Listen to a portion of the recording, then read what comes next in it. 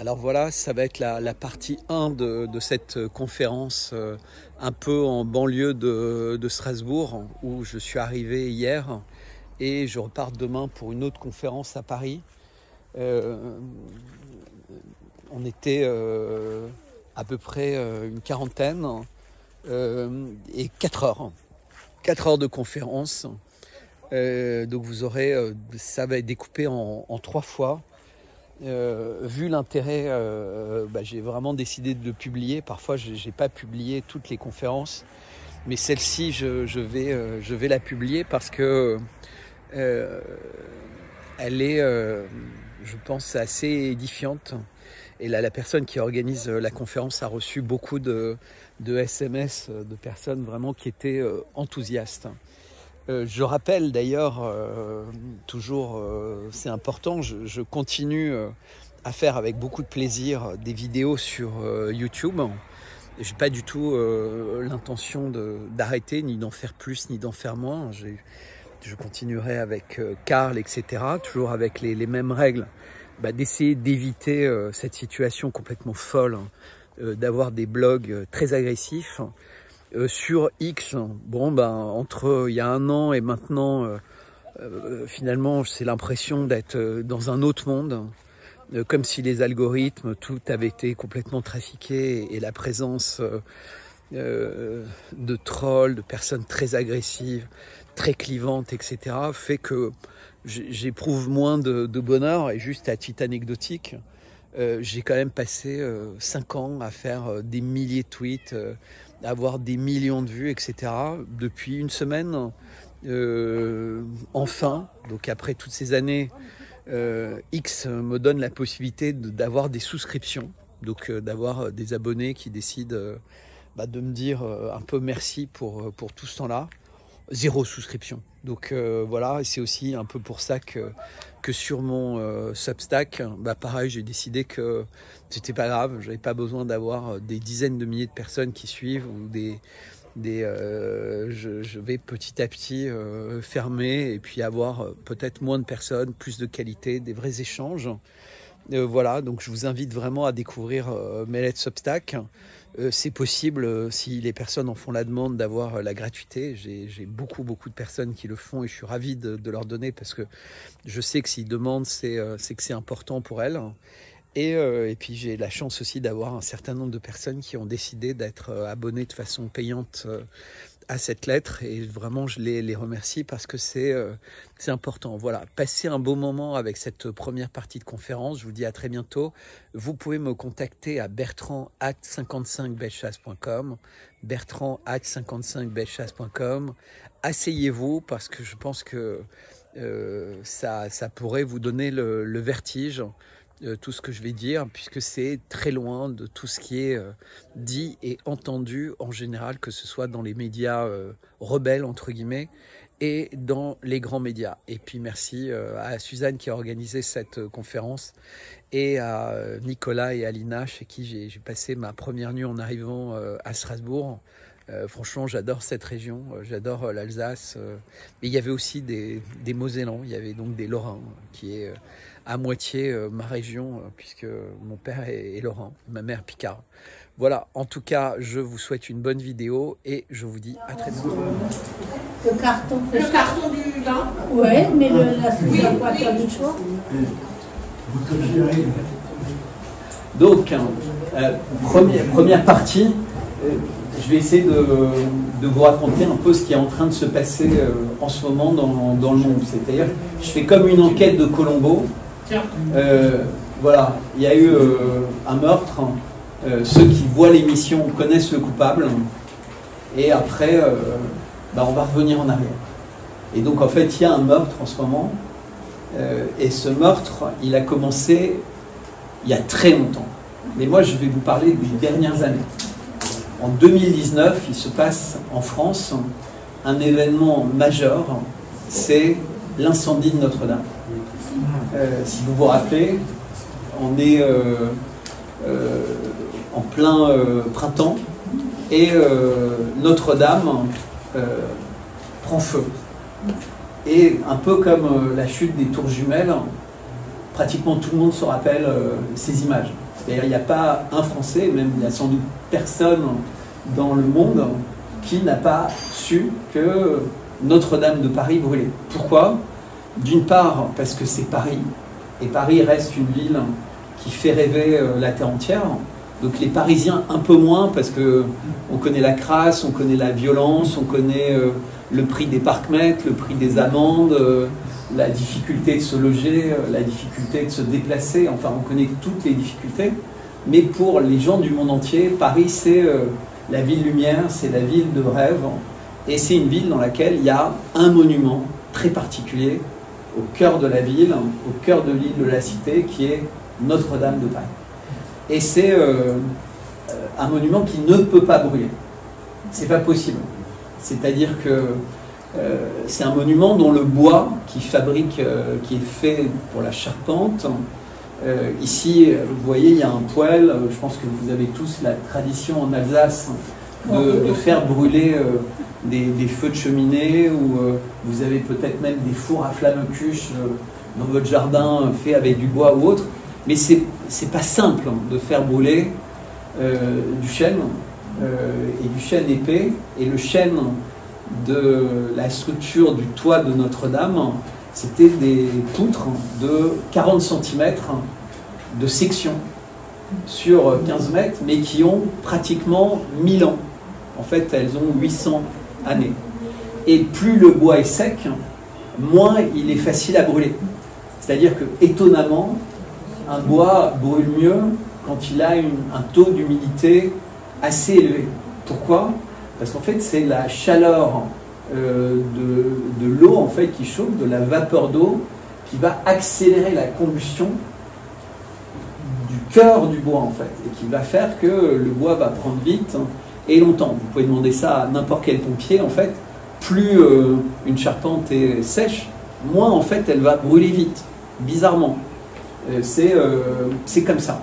Et en plus, faites l'expérience, prenez une vieille traverse de chemin de fer ou une vieille charpente, vous allez la mettre au feu chez vous, au-dessus d'un feu qui a bien démarré, et ça va brûler pendant des heures et des heures et des heures, et même le lendemain matin, souvent, c'est attaqué que sur quelques centimètres. Mais ça ne réussit pas à pénétrer à l'intérieur, en fait. C'est-à-dire que l'incendie va protéger le cœur du bois. Et ça avait été très bien expliqué dès le moment de l'incendie par quelqu'un qui s'appelle Mouton et qui était l'architecte des monuments historiques qui avait dirigé et supervisé la mise aux normes sécurité de Notre-Dame. Donc il faut comprendre que Notre-Dame de Paris, depuis la Révolution, il appartient à l'État français.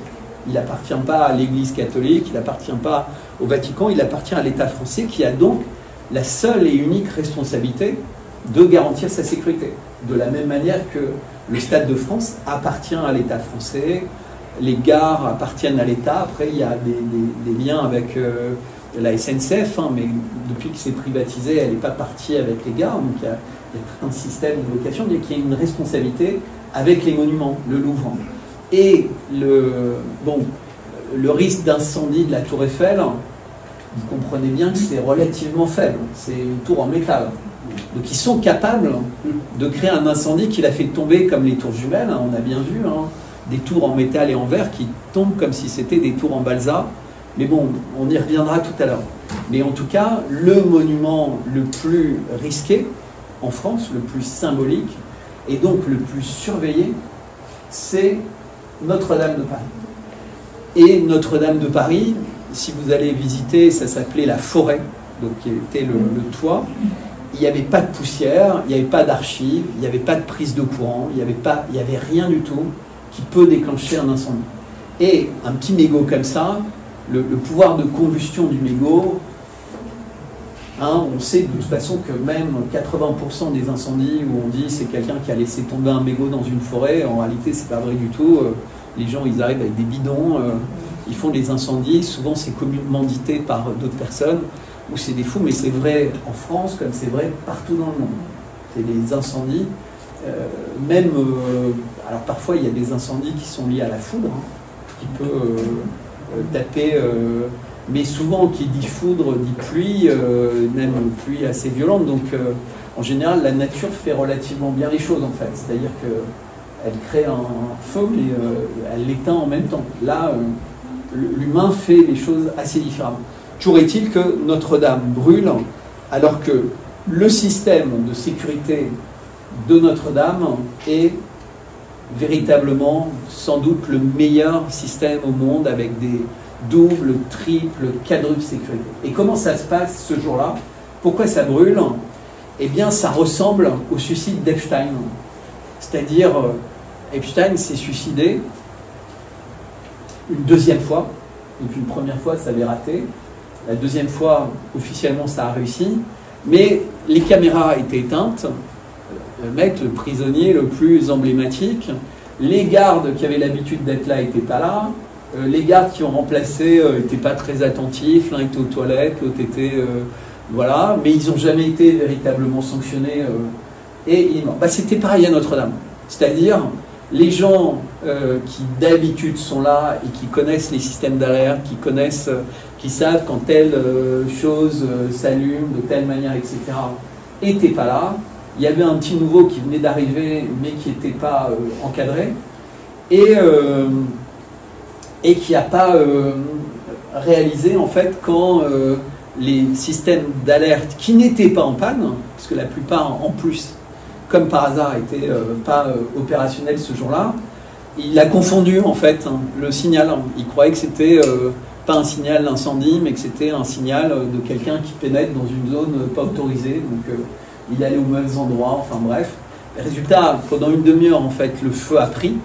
Mais même en une demi-heure, encore une fois, quand vous faites un feu, ou même quand vous regardez les grands feux de joie, vous savez, où ils utilisent quasiment des troncs pour faire d'immenses feux, les bois, ils sont collés les uns par rapport aux autres.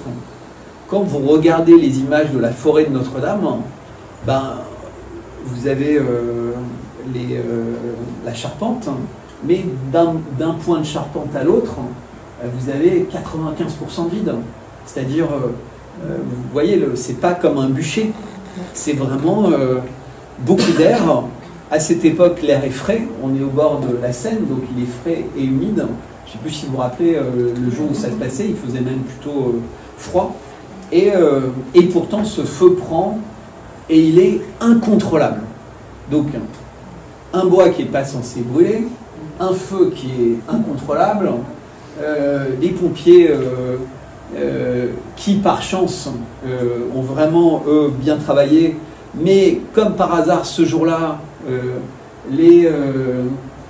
comment ça s'appelle, les grandes échelles, les machins, étaient à un autre endroit pour des expériences, donc il a fallu beaucoup de temps pour les faire venir. En fait, c'est comme si, et je vais y venir, comme si tout était fait volontairement pour que ça flambe, mais pas qu'un peu, que ça flambe totalement. Et d'ailleurs, il y avait même des personnes qui disaient mais on va utiliser les canadaires, etc., ça va tomber. Sauf que vous imaginez le poids de l'eau lancée par des canadaires ou autres. Et là, en fait, la structure, elle aurait fait pouf. Puisqu'en fait, pouf, parce qu'une fois qu'il n'y a plus le toit pour tenir tout, hein, s'il y en a ici qui connaissent la construction, en fait, chaque chose dans une cathédrale a un rôle. C'est-à-dire... tout tient tout. Donc si vous enlevez les contreforts, ben, ça tombe comme ça. Si vous enlevez le toit, ça tombe comme ça. Puis vous avez même les vitraux, en fait, ils ont un rôle, en fait. Ils ne sont pas juste là que pour être décoratifs. En tout cas, elles brûlent. Et elles ne brûlent pas n'importe quel soir. Elles brûlent le soir où Emmanuel Macron devait prendre la parole pour raconter qu'il avait passé 100 jours à écouter les Français pour comprendre comment était née la crise des Gilets jaunes.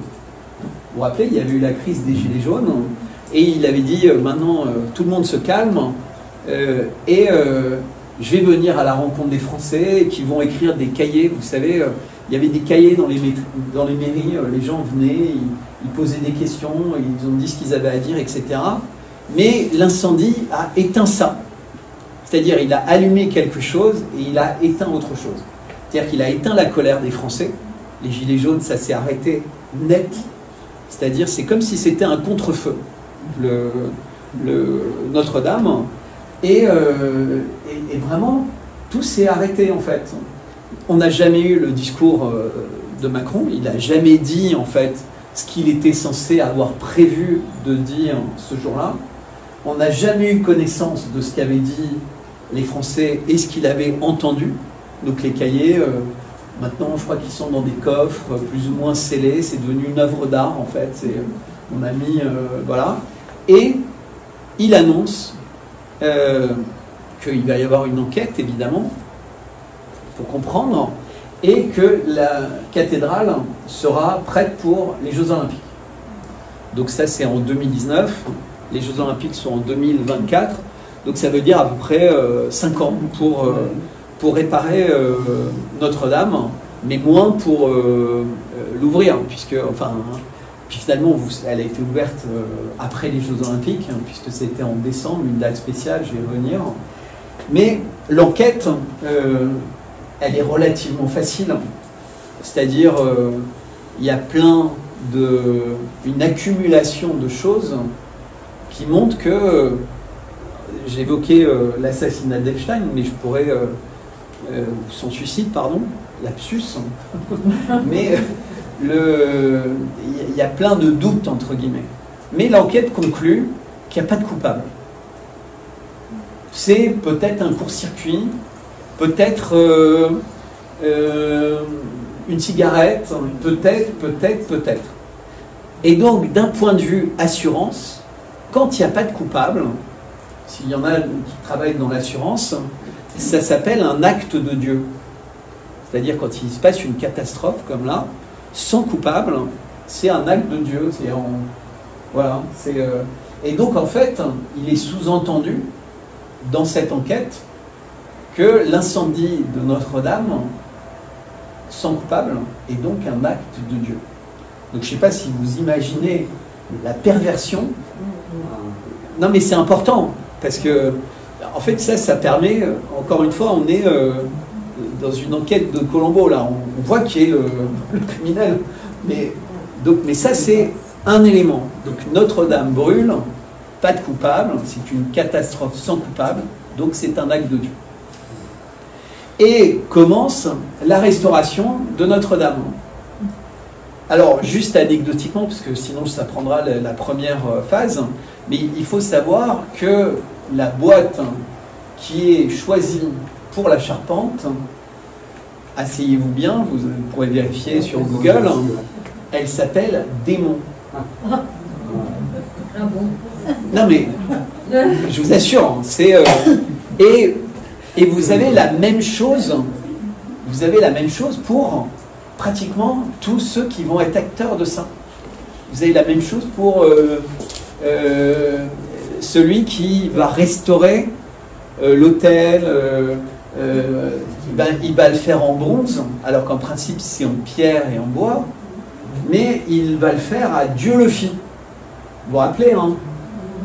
Dieu le fit pour réparer l'incendie, acte de Dieu, etc., etc. On est quand même vraiment dans toutes ces petites gouttes qui sont défilées. Et on découvre que le couple Macron prend en main complètement le projet. Et Emmanuel Macron va utiliser des mots très étonnants. Et ça ne va pas être réparé, ça ne va pas être restauré, ça va être rebâtir et réinventer. C'est quand même des mots pas communs pour parler de la restauration de Notre-Dame de Paris. Il parle de réinvention, c'est-à-dire qu'il se réattribue encore une fois quelque chose, réinventer et rebâtir, alors qu'on n'est pas des bâtisseurs, on a été, entre guillemets, des démolisseurs. Imaginons, il y en a certains d'entre vous qui ont peut-être eu des métiers à responsabilité. Si votre usine brûle ou votre local ou autre, il y a clairement une responsabilité du patron, quoi qu'on dise, parce qu'il a peut-être mal recruté les gens, mais là, pas de responsabilité pas de coupables, 800 millions d'euros de dons, dont la plupart sont défiscalisés. Donc ça a servi à des boîtes à faire un énorme coup de pub pour dire je fais. Et énormément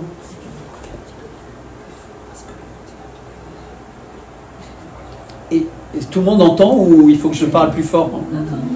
Et donc énormément de sociétés se portent candidates et sont prêtes à travailler gratuitement. Des gens qui ont des grandes forêts de chênes disent on offre nos chênes, etc., etc. Et n'importe qui connaît un peu ces métiers va vous dire, vous demandez à des entreprises russes ou d'autres pays, ça coûterait combien? Parce qu'eux, ils construisent encore des monuments comme ça, les Russes, donc ils savent ce que ça coûte. Hein. Vous allez à côté de Moscou, ils ont construit une énorme cathédrale qui est complètement magique, avec un dôme, enfin, le genre de choses qu'il y a quasiment que maintenant qu'ils sont encore capables de faire. Quand ils apprennent le budget complet de restauration, 800 millions, ils n'en reviennent pas, puisque pratiquement tout le monde voulait bosser gratuitement pour Notre-Dame, offrir ses chaînes, offrir ses machins, etc. Et pourtant, ça a été dépensé, entièrement.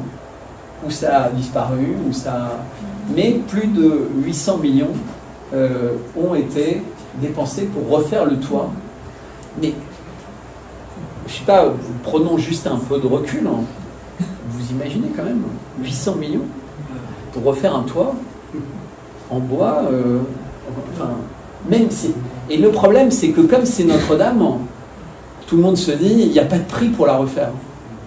Alors on va pouvoir faire absolument n'importe quoi et donner de l'argent à des boîtes au-dessus du raisonnable qui vont pouvoir grandir et acheter tous les autres artisans de ces secteurs. Et c'est exactement ce qui s'est passé. C'est-à-dire il y a des boîtes amies du pouvoir qui ont pu racheter des secteurs entiers avec des budgets quasiment illimités. Alors c'est vrai qu'il fallait le faire bien, il était hors de question de mal le faire. Mais je ne sais pas si vous... donc c'était normal de faire à l'échelle, mais il y avait toutes les images, il n'y avait pas à réinventer en fait. Il fallait juste refaire, et ça avait été fait en 3D. On a en France tout de charpentiers qui connaissent toutes ces choses-là, les contraintes, etc. Mais ça a coûté plus de 800 millions.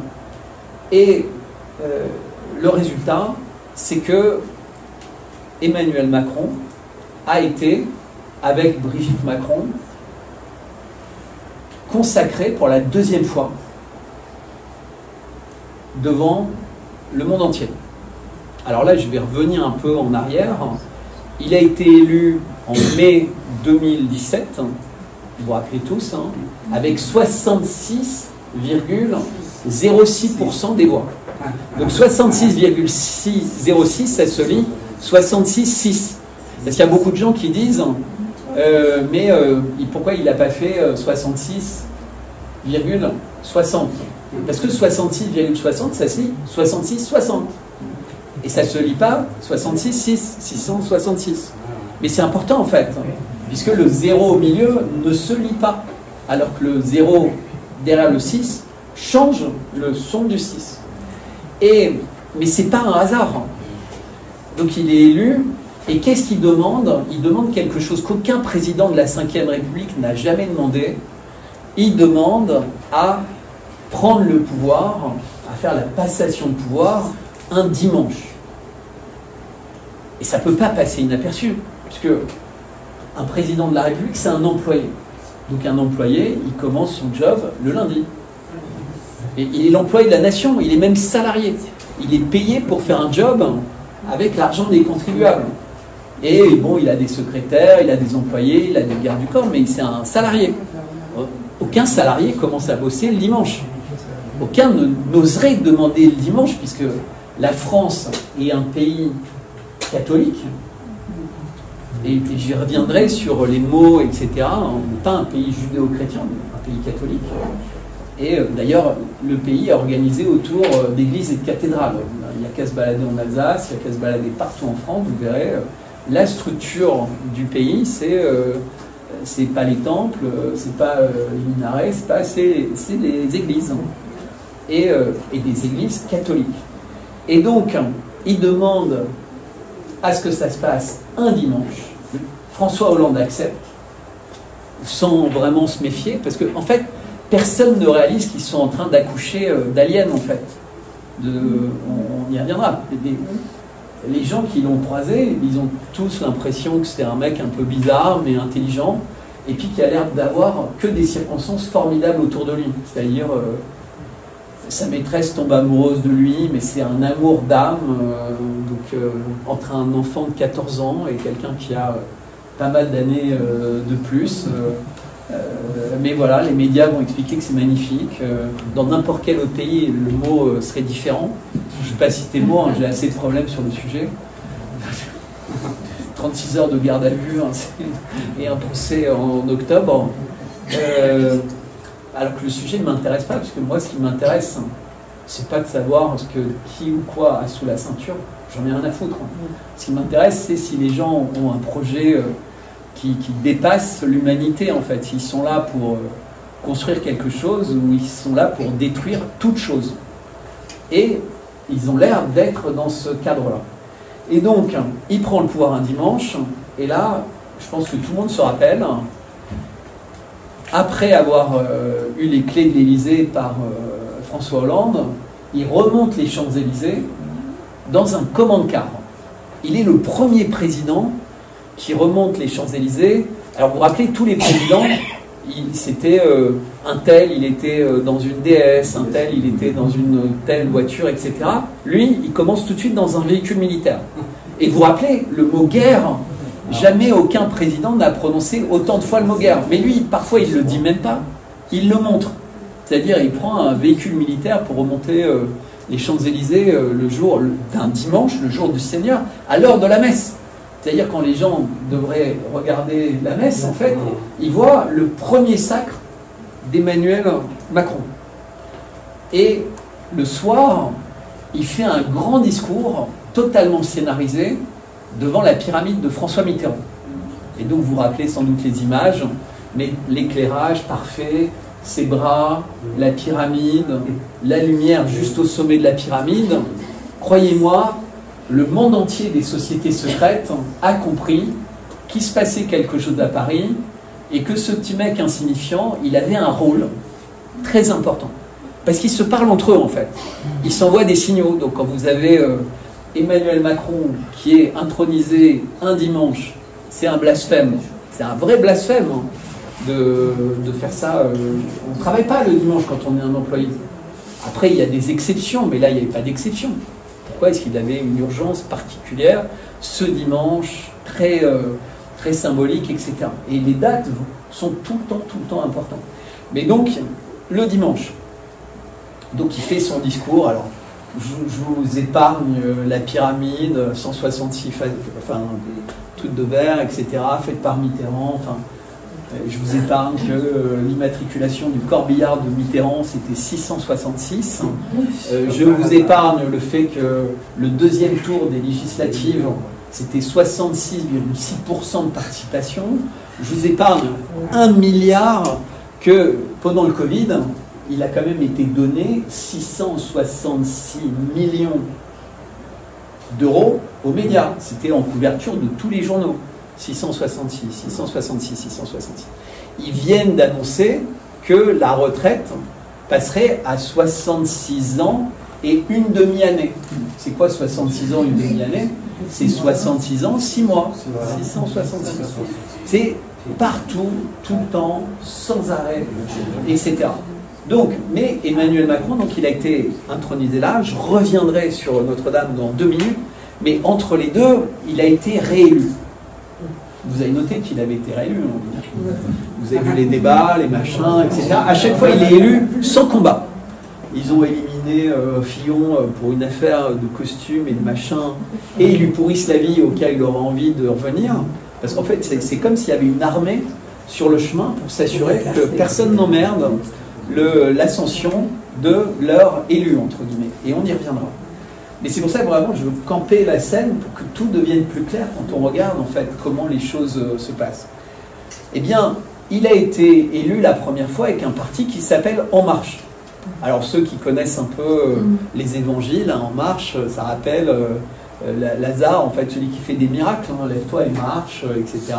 Enfin, on est vraiment là-dedans. C'est pas juste parce que c'est une tradition à ce moment-là, puisque même alors les gens essaient de voir des points de relation avec Obama ou d'autres, mais non, il y a vraiment une unicité pour Emmanuel Macron.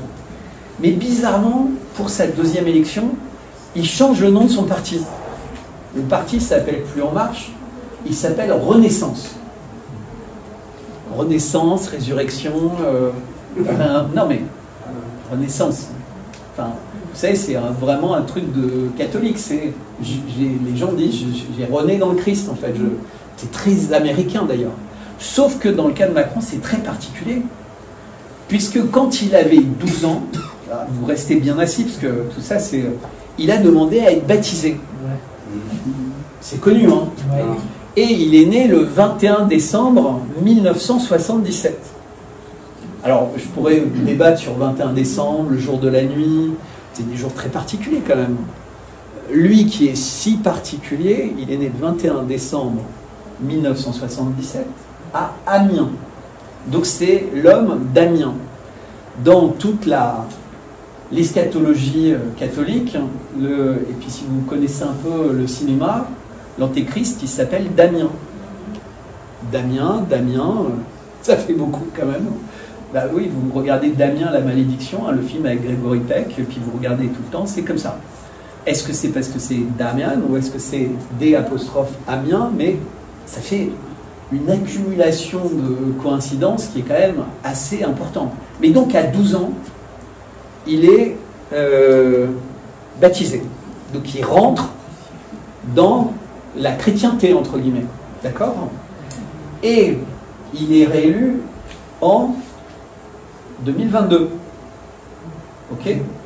Donc, 1977 plus 12 ans, 1989. De 1989 à 2022, vous avez combien d'années? 6. Vous vous appelez Renaissance pour être réélu à 33 ans dans la religion du Christ. Ça vous rappelle rien, ça? Qui a été rené, résurrection, à 33 ans? Non mais qui? Dites-moi. Et Macron, à 12 ans? Non, mais non, parce qu'en fait, il ne peut pas le savoir. C'est très important. C'est qu'en fait, tout ce qui se passe, et je sais que c'est le plus troublant de ce que je dis, mais c'est pour ça que je commence un peu par là, personne ne peut le prévoir. Il n'y a aucune intelligence artificielle, il n'y a aucune intelligence humaine qui peut aussi précisément aligner autant de choses. Ça relève de bien plus grand. Si on croit le pape Léon XIII, qui n'a rien à voir avec le nouveau pape, en 1984, il a une vision et il dit, voilà, le diable a négocié 150 ans de crédit pour foutre le bordel. Et on arrive au terme des 150 ans, en fait. Et il dit, ça, ce sera le temps de l'antéchrist. Toutes les prophéties le disent, toutes. Vous prenez Fatima, toutes les religions le disent aussi. Vous prenez les juifs, vous prenez les musulmans, vous demandez aux bouddhistes, vous demandez à tout le monde, c'est maintenant. C'est ici et maintenant. Et il y a quelqu'un qui s'appelle le pape Benoît XVI et qui commençait à dire, mais comme Monseigneur Vigano, etc., qu'il y avait quelque chose de bizarre qui se passait au sein de l'Église, que Benoît XVI l'avait vécu, puisqu'il avait fait partie de ceux qui avaient œuvré à Vatican II. Mais lui, il a été attaqué parce qu'en fait, beaucoup de gens ont laissé entendre qu'il était celui qui était responsable de Vatican II. Donc la dérive, entre guillemets, judéo-chrétienne de l'Église catholique. Au moment où, parce qu'en principe, en fait, quand le Christ naît, c'est la mort de l'idée du peuple élu, puisqu'en fait, il naît pour l'humanité entière, le pardon de l'humanité, etc. On n'a plus besoin d'être le fils d'eux, ou le cousin d'eux, ou le machin. Juste le fait de vivre dans l'amour et le pardon fait de vous un enfant de Dieu et quelqu'un dont l'âme va être sauvée. C'est ça que nous dit... donc il n'y a plus du tout de peuple élu, ça se termine définitivement avec le Christ. Tous les gens qui connaissent la théologie, tous les gens qui connaissent les évangiles, tous les gens qui comprennent en fait ça, comprennent ça. Et donc comment l'Église, après 2000 ans, au moment de Vatican II, inverse ça, c'est absolument incompréhensible. Et Benoît XVI le comprend en fait. Et il commence à vouloir travailler là-dedans. Il veut rentrer dans les secrets du Vatican, il veut aller chercher en fait plein de récits, plein d'ouvrages pour comprendre toutes ces guerres, toutes ces... ben non, il ne va pas pouvoir. Les Américains et autres vont s'occuper en fait de son cas. Il va devoir démissionner. Il n'a pas démissionné volontairement, il n'a pas démissionné parce qu'il était fatigué, puisqu'il a vécu 10 ans de plus dans une obligation de silence, mais en continuant à parler de l'Antéchrist, qui est là, comme d'autres orthodoxes, etc., etc. Et ils ont mis à sa place quelqu'un qui était censé être un pape de transition, le pape François, qui ne devait pas vivre très longtemps parce qu'il avait plein de problèmes de santé. Vous savez, il faudrait reprendre l'époque, mais il n'était pas censé être un pape longtemps, mais c'était le choc de la démission de Benoît XVI, donc il était quelqu'un qui permettrait la transition. Il a vécu très longtemps, tellement longtemps qu'il a pu prendre un peu comme bras droit, comme vrai patron du Vatican, celui qui est devenu Léon XIV, qui était en charge de la nomination des cardinaux qui allaient voter pour lui. Donc ça paraît être un sketch, mais c'est pourtant exactement ce qui s'est passé. Donc, et donc on a maintenant des papes qui sont d'accord pour la transition de genre, qui n'ont rien à dire sur l'euthanasie, qui n'ont rien à dire sur l'IVG dans la Constitution. Je vous rappelle quand même que l'Église était contre l'utilisation de préservatifs, même avec les malades du sida. Et là, d'un seul coup, l'injection est un acte d'amour. Non, mais pourquoi? Parce qu'en fait, le premier acte de François, quand il est nommé, quand il prend la charge de pape, c'est de nommer une société américaine qui s'appelle KPMG pour aider le Vatican à contrôler un peu mieux les flux d'argent. Comme si l'Église, après 2000 ans d'expérience, avait besoin de quelqu'un pour lui expliquer comment faire circuler l'argent. Enfin, vraiment, c'est un peu se foutre de la gueule du monde, quoi. C'est comme quelqu'un qui n'a jamais fait de, je sais pas moi, de miel, et qui décide qu'il va faire du miel parce qu'il a vu une vidéo sur YouTube. Voilà, vous voyez un peu le truc, quoi. C'est pas vrai, ce sera de la merde. Et il nomme, pour s'occuper de la communication du Vatican, vous êtes bien assis, McKinsey. Ça, vous avez trouvé en 2 minutes sur Internet. Hein. McKinsey nommé pour s'occuper de la communication du Vatican. Alors, quand vous vous rappelez tout ça, vous savez que McKinsey s'est occupé quasiment de la stratégie de communication, de la stratégie de mise en place, de la stratégie de Covid dans le monde entier. Comme maintenant on sait que, exactement comme l'avait dit Montagnier, avant d'être traité de tous les noms, le Covid, c'est une guerre de qui ou de quoi contre l'humanité, puisque c'est quelque chose qui a été fabriqué par l'homme. C'est un espèce de monstre mutant, en fait. C'est un Frankenstein microscopique. Donc ils ont fabriqué, ça s'appelle le gain of function, le début de quelque chose de mutant. Donc ils ont mis un peu de sida, un peu de machin, un peu de truc. Donc c'était un rhume pas très sympathique. Mais en plus, ils n'ont pas fait ça juste ça. C'est-à-dire qu'il s'est libéré des versions de ça différentes un peu partout. Et tous les gens qui suivent un peu la virologie, il y avait quelqu'un ici qui s'appelle le docteur Gaillet, qui était un bon copain, il vous expliquera.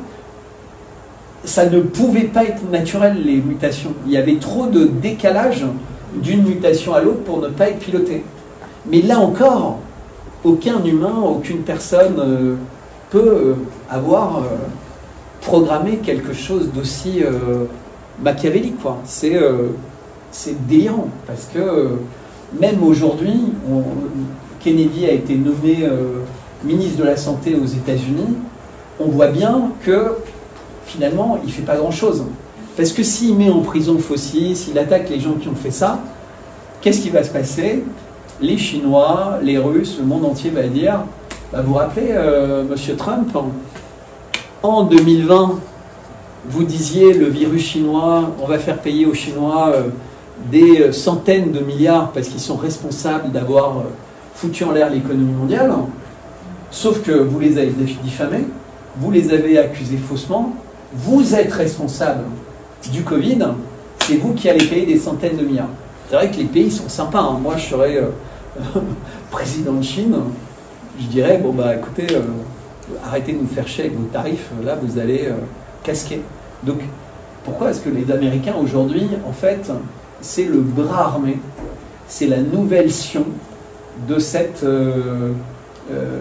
bizarrerie, entre guillemets, qui a fait éclore Emmanuel Macron et qui fout le bordel dans le monde. C'est pas moi qui dis nouvelle sion, hein, c'était les Mormons, c'était tous les gens, en fait, c'était un territoire censé être vide et à aménager. Bon, ils ont quand même liquidé, ils ont fait un génocide d'Indiens sur le chemin. Toujours pareil, hein, si vous avez regardé un peu ou lu les livres sérieux sur le sujet, bah, les Indiens, eux, ils voulaient la paix, ils ne voulaient pas être emmerdés, mais invariablement, il y avait des traités de paix, et il y avait des gens qui venaient et qui faisaient semblant que les Indiens n'avaient pas respecté les traités de paix, donc ils s'en prenaient plein la gueule, et ainsi de suite. Ça ne vous rappelle pas ce qui se passe aujourd'hui au Moyen-Orient, Proche-Orient, etc. D'ailleurs, les Palestiniens, ils sont dans une enclave, sous ghetto, ils n'ont rien, mais de temps en temps, ils se retrouvent avec des milliers de roquettes entre les mains, et il y a quelqu'un qui leur dit c'est hyper malin, on va tirer un peu de roquettes, comme ça on va avoir l'air courageux. Et retour de ça, des centaines d'avions qui détruisent. Vous parlez d'un courage stratégique, vous voyez, c'est toujours pareil, toujours la même mécanique. Ils ne réussissent pas à faire venir des sacs de riz, des machins, mais personne ne se demande comment autant de missiles arrivent. Moi, c'est à se demander si c'est pas celui qui veut qu'ils en envoient parce qu'ils n'auront aucun impact, qui s'arrange pour qu'ils en aient, histoire de pouvoir justifier de leur taper dans la figure. Et vous comprenez, avec leurs roquettes, ils ont tué 3 poulets, 2 lézards sur une façade, et il y a quelqu'un, en entendant les sirènes, il s'est tordu la cheville dans l'escalier, parce que c'est à peu près ça qui se passait avec les roquettes. Hein.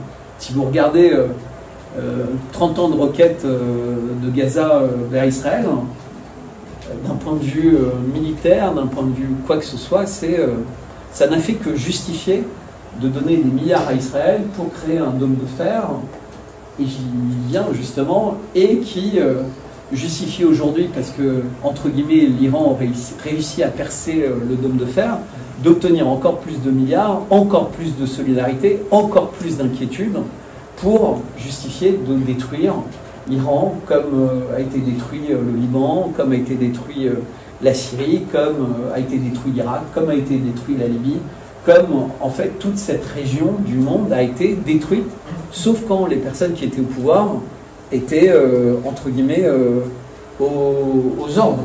Donc voilà, mais bon, on a Macron, Renaissance, 33 ans, machin, etc.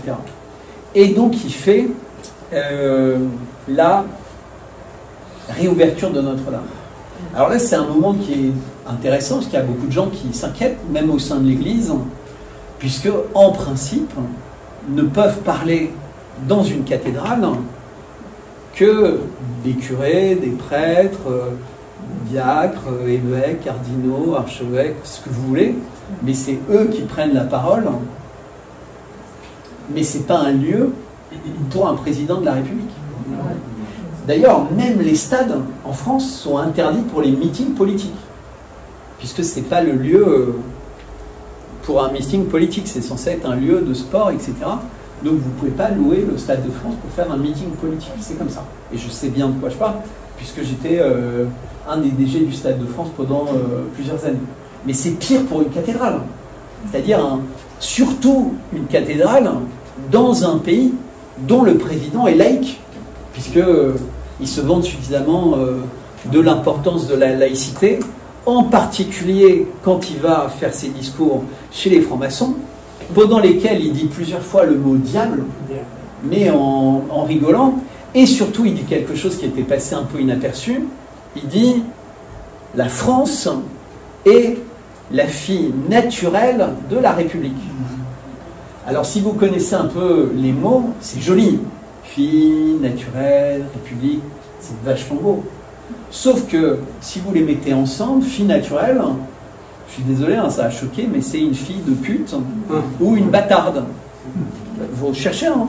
Ça date de Napoléon. C'est-à-dire que lui trouvait que bâtarde, c'était pas beau. Bah ouais, parce qu'il y avait marqué père bâtarde. Donc c'était non, c'était fille naturelle. On ne connaît pas le père. Mais ça voulait dire ça. Donc la fille naturelle de la République, c'est la putain de la République, ou la fille de la putain de la République, ou la machin, enfin, vous voyez ce que je veux dire. Sauf que la France est la fille aînée de l'Église. On n'est pas la fille naturelle de la République, avec tout ce que ça a de très négatif d'utiliser cette formule. Et croyez-moi, il sait exactement ce qu'il dit. C'était pas pour faire de la poésie, hein, c'était pour dire exactement ça. Mais non, on est la fille aînée de l'Église catholique. Et donc, tout ça, c'est tout le temps les mêmes blasphèmes. Donc, il a été réélu, il prépare la réouverture de Notre-Dame. Et là, il y a pas mal de personnes qui font des grosses levées de fonds pour dire on va lui interdire de parler dans Notre-Dame. Donc, il y a de l'argent afflue dans les mains des gens qui sont censés empêcher ça. Et ils disent c'est bon, il ne pourra pas parler. Vous vous rappelez? Ils étaient super fiers et tout, ils avaient gagné. Évidemment, ils n'avaient pas gagné, ils n'ont toujours pas compris contre qui ils se battent. Le problème, c'est que si vous ne savez pas contre qui vous battez, si vous ne savez pas la maladie que vous avez, si vous pensez que le bouton là, il suffit de mettre un produit, alors qu'en fait, c'est autre chose qu'il faut faire. Il faut chercher la source du mal. Si on regarde le symptôme, la France va mal, la France est endettée, les gens sont malheureux, les églises brûlent, les gens sont violés dans la rue, les garçons veulent devenir des filles, les filles veulent devenir des garçons, les gens sont cons. Enfin, non mais, vous demandez aux gens qu'est-ce qui tourne autour de la Terre, vous avez plus de la moitié qui disent le soleil. Mais c'est... Non mais, on est revenu à l'époque où on croyait que la Terre est le centre de tout. On est le centre de beaucoup de choses, mais autour de la Terre, c'est la Lune qui tourne. Et nous, on tourne autour du Soleil. Mais vous voyez ce que je veux dire, le niveau... Alors que si vous posez la question à un Iranien, il n'y a aucune chance qu'il se trompe. À un Russe, il n'y a aucune chance qu'il se trompe. Mais nous, à niveler tellement par le bas, merci François Mitterrand, 80% d'une génération qui doit avoir le bac, hein, vous êtes tous de cette époque, hein, où Mitterrand dit il faut que 80% des gens aient le bac. Mais en fait, il fallait pas. Lui, il n'a pas voulu lever le niveau des Français, il a voulu abaisser le niveau de tout le monde, en fait. C'est qu'il n'a pas levé la barre pour les plus mauvais, il a baissé la barre, y compris pour les meilleurs. Bref, Macron est en train de préparer ça, et malheureusement, elle n'a pas autant brûlé que prévu, Notre-Dame. Donc les vitraux ne sont pas cassés, il y a plein de choses qui tiennent encore debout. Or, pour réinventer Notre-Dame, pour reprogrammer Notre-Dame, pour en faire un temple, véritablement, il faut aller plus loin. Donc, alors je vous rappelle juste quand même à titre anecdotique que quand la franc-maçonnerie a commencé vraiment, avant la Révolution, à avoir un rôle fort, ils avaient changé le sol de Notre-Dame. C'est-à-dire le sol de Notre-Dame, comme toutes les cathédrales, etc., comme toutes les églises, c'est un sol banal, parce qu'en fait le sol n'a pas d'importance dans une église, il faut s'élever. Donc dans une église, tout est fait pour que vous regardiez vers le haut, vers le Seigneur. Donc les croix sont élevées, les statues sont mises plus hautes, parce qu'en fait on regarde vers le haut, c'est le principe même de la religion catholique, en fait, c'est l'élévation, on regarde vers... et alors que quand vous commencez à mettre des damiers, vous changez le jeu, en fait. Les gens commencent à jouer avec le sol, ils regardent plus, ah tiens, moi je marchais que sur les cases blanches, je marchais que sur les cases noires, je marchais autre. Et ça a été changé à ce moment-là. On sait tout ça, puisque évidemment c'est documenté. Et c'est ce qu'on appelle la reprogrammation d'un lieu, en fait. C'est comment vous réussissez petit à petit à inverser, en fait, ce qui est le déterminant. Et il y a une présentation d'Emmanuel Macron où c'est lui, il faut voir les images, c'est lui qui est le maître de la visite. Je ne parle même pas des discours, on va y venir. Et vous avez les cardinaux qui suivent Emmanuel Macron, même les architectes, et c'est lui qui décrit. Il faut vraiment revoir les images. Et à un moment, il présente ce truc-là qui est un peu comme un œil d'Horus. Vous savez, un anneau circulaire, doré, avec des pointes dessus, comme la couronne d'épines, puisque c'est censé abriter la couronne d'épines, sachant que la Sainte-Chapelle n'a pas brûlé et qu'elle a été construite pour accueillir la couronne d'épines. Donc, quelle idée de vouloir changer quelque chose qui n'a pas été détruit, alors qu'il y avait des épines dans le coq, qui lui n'a pas été détruit non plus, il n'a pas fondu, puisque c'est un coq en bronze, mais il n'a pas été restauré, il est présenté comme un déchet maintenant au fond de l'église. Allez voir, c'est complètement scandaleux en fait. On peut réinventer Notre-Dame, mais redonner une place au coq, non. Et ils ont mis à la place un coq qui ressemble plus à un phénix. Nouveau blasphème quand même. Parce que le phénix, l'animal qui renaît de ses cendres, mais qui n'a rien à voir avec la religion catholique. C'est sympa le phénix, mais c'est une époque où on croyait aux dieux, aux machins. C'était pas l'époque monothéiste dans laquelle on est. Mais il faut vraiment regarder. C'est un phénix. Aujourd'hui, le clocher.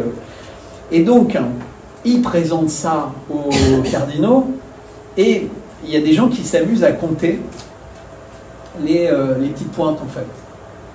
Et le chiffre qui ressort, c'est 3, 9, 6. C'est-à-dire, il y en a 396. C'est facile de les compter, parce que vous faites des camemberts, des machins, etc. Et sur la base, il y en a le complément pour arriver à 666. Mais 396, c'est un chiffre particulier, puisque vous faites 3, 9. En fait, quand vous les additionnez, vous les déplacez, en fait, vous allez tout le temps tomber sur 666.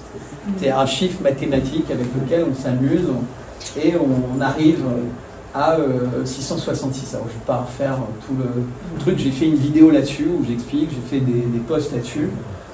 C'est pas du tout le hasard. Et cet anneau, il est censé accueillir la couronne du Christ. Mais ce qui est intéressant, c'est que les cardinaux disent « Ah, mais ça ressemble au bleu royal. » Et ils disent « Non, pas du tout. C'est un bleu entre le bleu royal et le bleu d'Yves Klein. » Vous savez, le bleu d'Yves Klein. Il y a quelqu'un qui s'appelle Yves Klein, un artiste, qui a créé un bleu très particulier, qui l'a rendu célèbre, parce qu'il est particulièrement beau. Sauf qu'entre ces deux bleus, il y a le bleu 666 THz de fréquence. Non mais ça, vous allez pareil. Mais il ne le dit pas, Macron. Il ne dit pas, non, là vous avez le 666 THz. Il dit, c'est un bleu qui est entre les deux. Aujourd'hui, ce truc-là qui n'a rien à voir avec aucune symbolique de l'Église, est au fond de Notre-Dame, derrière la nef, au fond de la nef, et les gens vont prier devant. Il n'y a rien, il n'y a pas la couronne d'épines, il n'y a rien. C'est aujourd'hui, alors que l'église est ouverte pour que les gens se promènent, le seul endroit fait pour le recueillement, devant cet objet-là.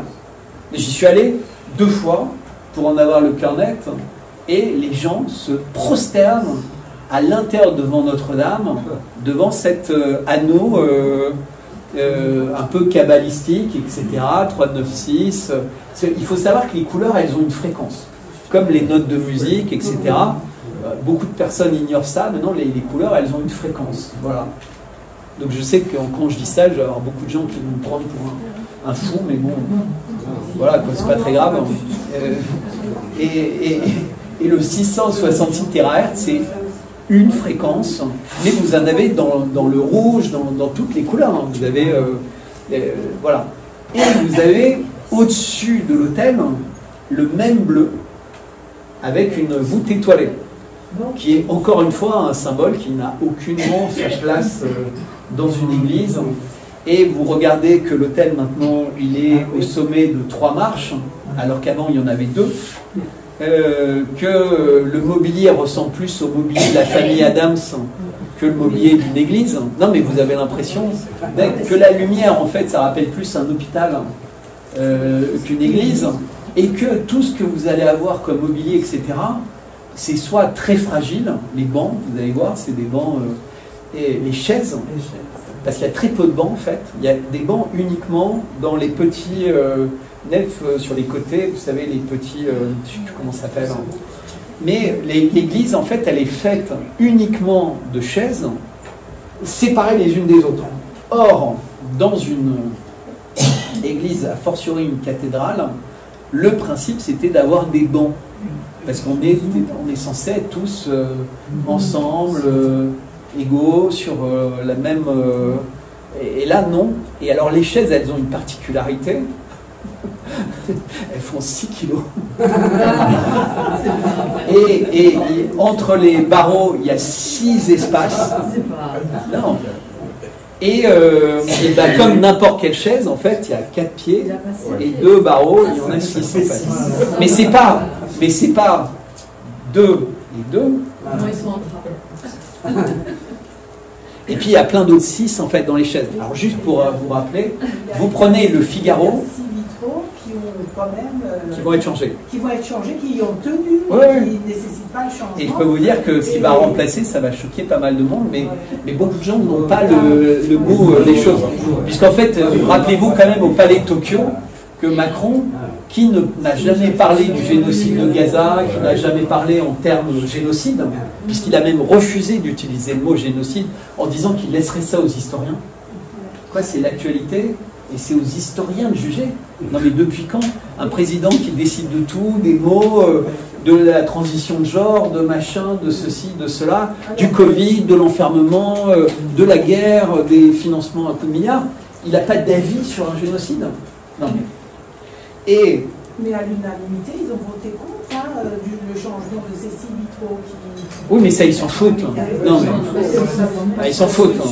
Mais juste pour rappeler, pour les chaises, il suffit de faire sur Internet, vous faites Figaro, de bronze et de chêne, et Cathédrale de Paris, vous allez avoir un article qui vous dit ça. Il y avait 6 finalistes, et le budget c'était 6 millions.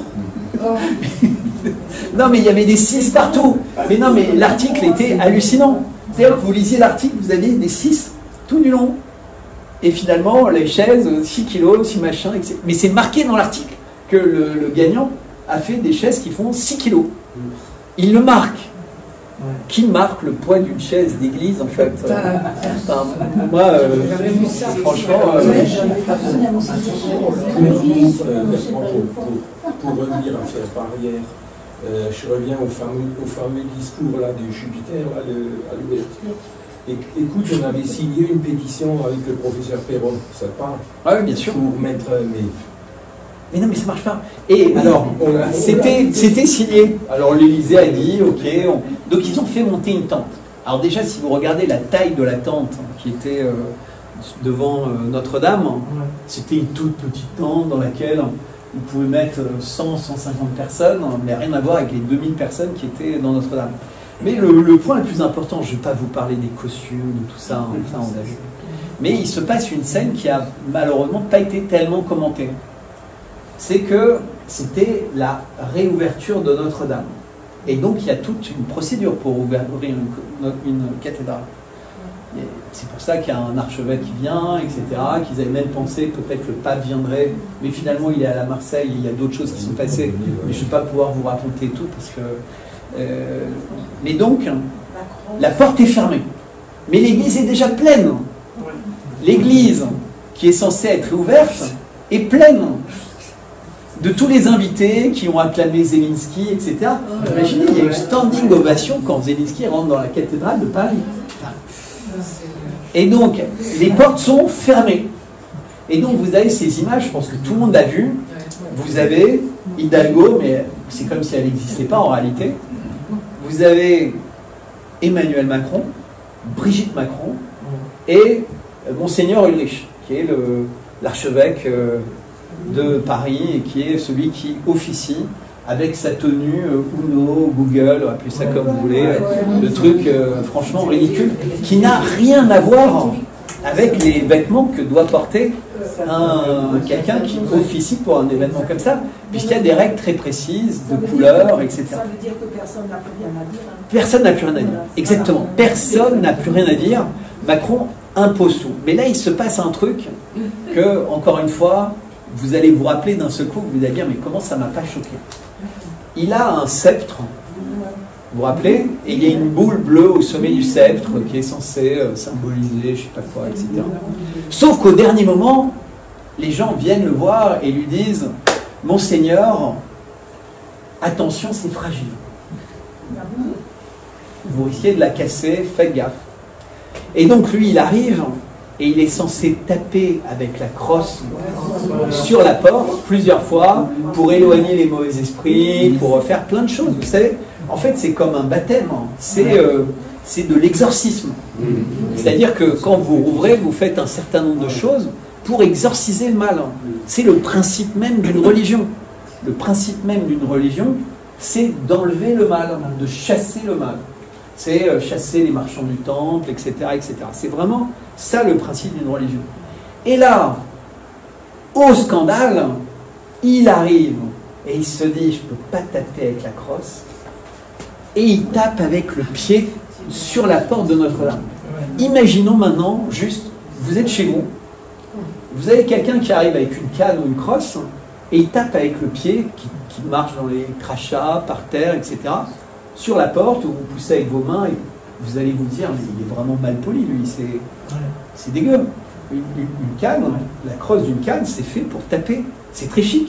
Vous savez, vous avez votre canne, et avec le pommeau de la canne, vous tapez. C'est fait pour ça. C'est pour ça qu'ils ont ces formes. C'est pas fait que pour la main, c'est le côté chic. Vous êtes à une porte et vous tapez comme ça. Évidemment, la crosse. Si vous regardez le Seigneur des Anneaux, quand Gandalf arrive, machin, il tape, ils utilisent toujours le sommet de. C'est normal. Hein. C'est plus lourd, c'est plus machin. C'est très vulgaire de taper comme ça. Ça veut dire qu'il veut défoncer le truc. Et devant la terre entière, on a un cardinal qui tape pour vérifier qu'il n'y a pas de mauvais esprit dans la cathédrale, dans laquelle il y a tous les pires chefs militaires, escrocs de l'humanité, qui sont triomphalement assis devant les caméras du monde entier, alors qu'elles devraient être vides. Par définition. Il faut bien comprendre ça. Parce que tout le monde regarde les petits blasphèmes. Les gens regardent les tenues, les machins, les ceci, puis tout le monde commente. Non. Non, non. Le problème, c'est que le diable, il nous apprend à regarder autre chose que ce qui est important. Hier, quelqu'un qui suit vraiment l'actualité avec beaucoup d'intérêt, que j'aime bien suivre, un Américain, il fait une liste, fuck machin, fuck machin, fuck machin. Vous savez, va te faire enculer.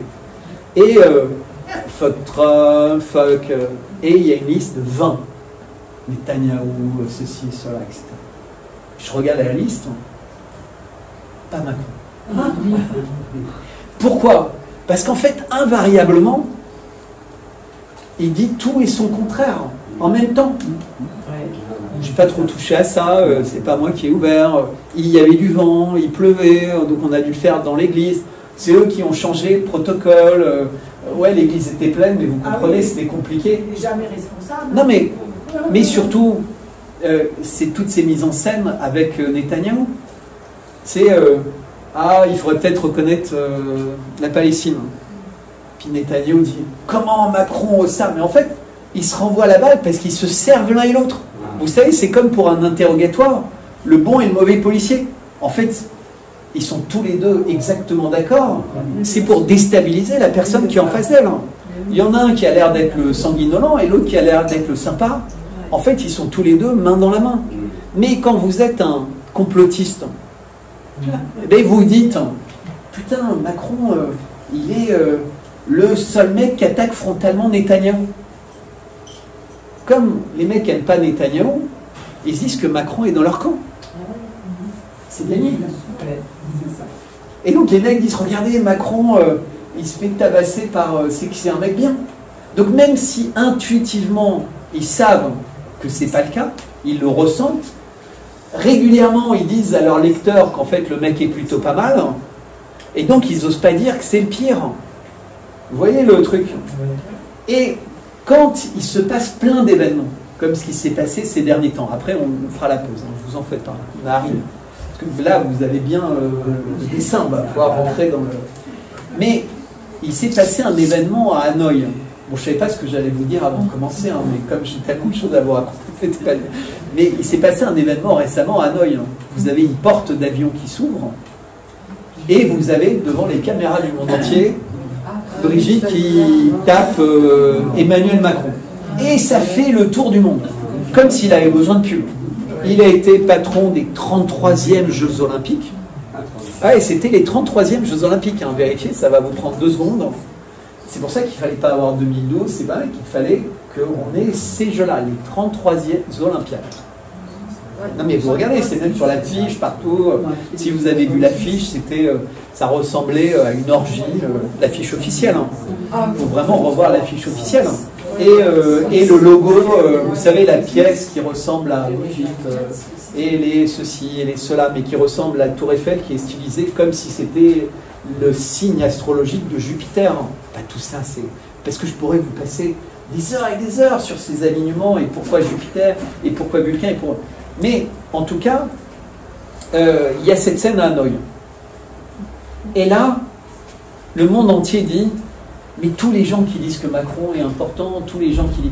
Ils ont tort, regardez, le mec, il se prend une gifle d'une mamie de 75 ans, et ils sont même pas capables de se contenir, ils descendent, elle continue à lui faire la gueule, mais en réalité, c'était parfait. Parce qu'en fait, depuis quelques semaines, les gens se disaient... Putain, Macron, il tire les ficelles avec Donald Trump. Donald Trump ne veut pas recevoir Zelensky. Zelensky appelle Macron. Macron appelle Trump. Convainc Trump, finalement, de recevoir Zelensky. Et donc, vous avez tous vu la scène. Zelensky qui part en courant. Trump qui se retrouve un peu emmerdé parce que l'image n'est pas bonne. Quelques minutes après, sortie de la Maison-Blanche, Zelensky appelle Macron. Tout ça, on le sait. Ça a été... dit, validé, etc. Il va dans les grands médias américains, il dit mais moi Zelensky, j'aime les États-Unis. Sous-entendu, Trump il vous aime pas parce qu'en fait nous on est comme Israël, en fait on est le dernier rempart contre ces fous de Russes et eux contre ces fous d'islamistes. Je vous fais court. Et ça a réussi. On a Macron qui réunit tout le temps, parce que quand l'opération spéciale russe commence, qui réunit à Versailles l'ensemble des chefs d'État du monde pour faire un pacte de sang avec eux, en mars 2022. Vous vous rappelez, on a tous cette image de Macron qui accueille, soi-disant, sans avoir prévu ça depuis des semaines, je peux vous dire que ça fait des semaines qu'il avait prévu la cérémonie, et il y a 50 chefs d'État et de gouvernement qui viennent à Versailles et qui signent en pacte de sang qui vont être solidaires contre la Russie, parce que la Russie va s'effondrer très vite si tout le monde est solidaire, parce que vous vous rappelez, hein, vous l'avez tous vécu, hein, on avait les ministres, les machins qui expliquaient que la Russie allait s'effondrer. Donc ils ont tous accepté, en disant, pour qu'il n'y ait pas de guerre, pour que ça s'arrête tout de suite, on va être solidaires, c'était l'argument. Alors qu'évidemment, ils savaient très bien que la guerre allait durer très longtemps, mais les mecs étaient coincés, parce qu'ils ont accepté. Et depuis, chaque année, Macron organise... Alors la dernière fois c'était en Moldavie, une autre fois c'était toujours dans des pays stratégiques où il va y avoir des élections. Vous vous rappelez, hein, l'ambassadeur de France qui va discuter avec le président de la Cour suprême la veille du moment où il décide d'invalider un candidat.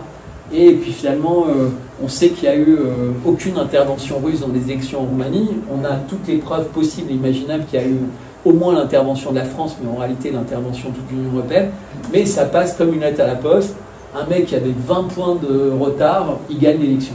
C'est comme en Moldavie, le soir, c'est tel candidat qui gagne. Le lendemain matin, il y a 2 millions de Moldaves qui ne vivent pas en Moldavie qui ont voté dans des petites mairies dans lesquelles, si vraiment 2 millions de personnes avaient voté, il aurait fallu une semaine pour...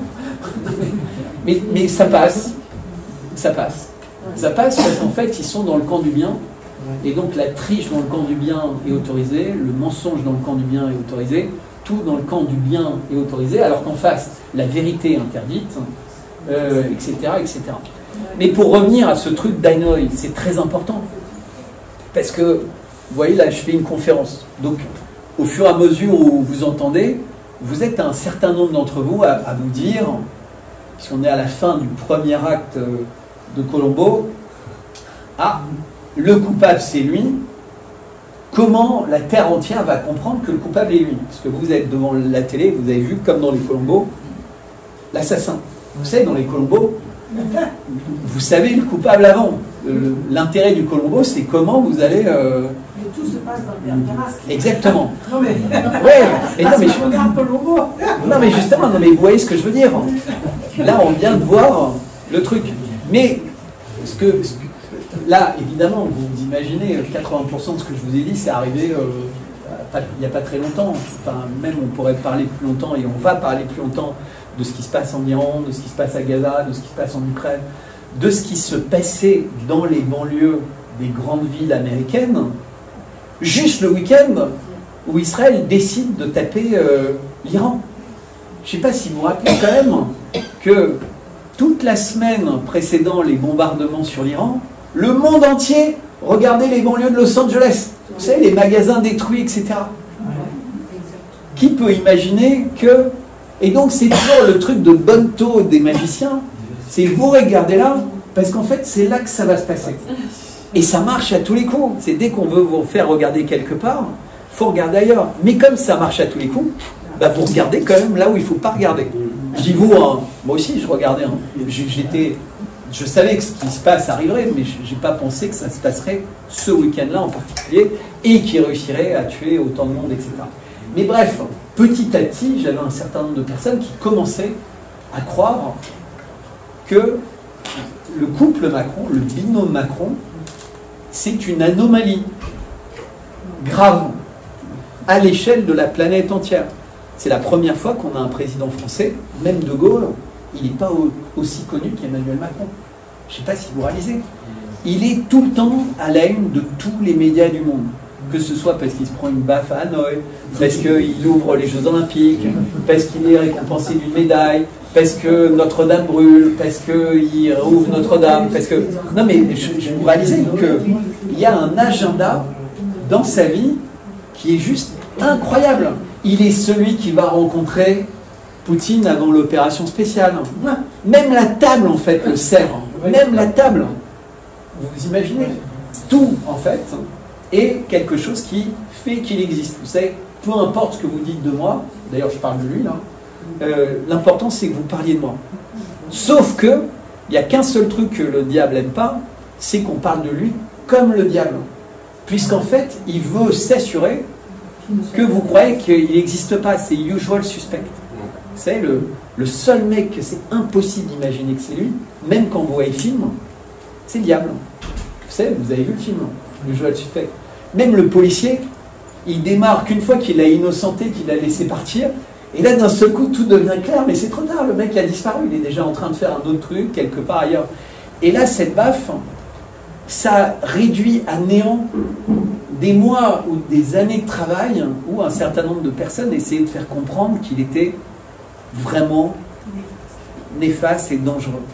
Parce que cette baffe a donné l'impression qu'en fait, comme le disent 90% des gens qui parlent sur Internet, c'est un moins que rien, il pourrait à peine être sous-préfet, il est un pantin, il est un machin, etc. Pas mal hein, pour un pantin, il est élu, réélu, il fait des dissolutions, il gagne, il change ses premiers ministres, il gagne, et puis alors vous avez remarqué quand même que chaque premier ministre a une mission parfaite. Vous avez quasiment le premier ministre de l'ère Macron, qui est catho, qui va à l'église, qui est censé être traditionnel, hein, Bérou, avec que des ministres catho, droite conservatrice, machin. Et qu'est-ce qu'ils ont voté? L'euthanasie. Les seuls qui auraient pu voter ça et réussir à faire passer au Sénat, etc., il fallait qu'ils prennent ces gens-là. Et tout est prévu, ficelé, etc. Vous avez tel Premier ministre qui a réussi à faire ça, tel Premier ministre qui a fait ça, tel... Tout est calibré, pesé, etc. Et d'autant qu'en fait, Bayrou, il allait être parfait, parce que comme il avait ses affaires Bétaram, ses machins, etc., vous imaginez, dès qu'il n'est plus Premier ministre, Alors que là, en tant que Premier ministre, il est quand même un peu au-dessus de... Donc il va tout sauf faire énervé. C'est comme la ministre de la Culture, Rachida Dati, quand on lui dit il faut changer les vitraux, même si tout le monde dit non. Hein, voilà. Donc, première partie. Merci.